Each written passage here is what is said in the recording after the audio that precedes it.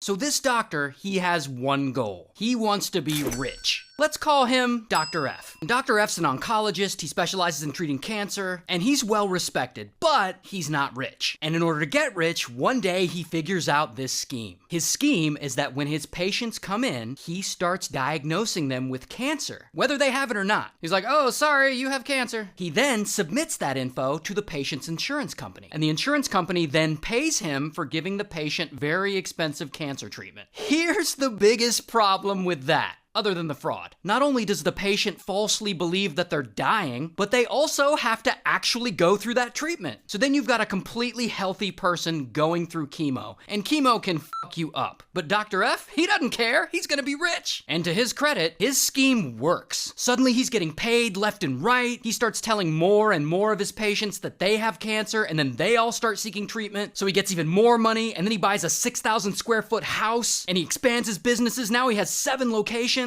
And then 6 years go by, and he's still running this scheme, and it is still successful. And at this point, he's convinced hundreds of his patients that they have cancer when they don't, and then he's pumping them full of chemo drugs, and he's pocketing the insurance money. And business is booming, and finally, bam, Dr. F has met his goal. He's finally rich. Until one day, this woman, Monica, she comes in to see Dr. F for something. And of course, Dr. F immediately diagnoses her with cancer when she doesn't have it. And he tells her she needs to start treatment right away. So Monica starts treatment, and after her first day of chemo, she feels like absolute shit. In fact, she feels so bad that when she goes home, she trips and falls and breaks her leg pretty badly in 2 different places. So she goes to the clinic where she would normally see Dr. F. But this time, Dr. F isn't there. He's out of town on vacation. So another doctor's there making rounds in F's place. This doctor, Dr. So. So looks at Monica's leg, and he also starts examining the rest of her. And pretty quickly, he's like,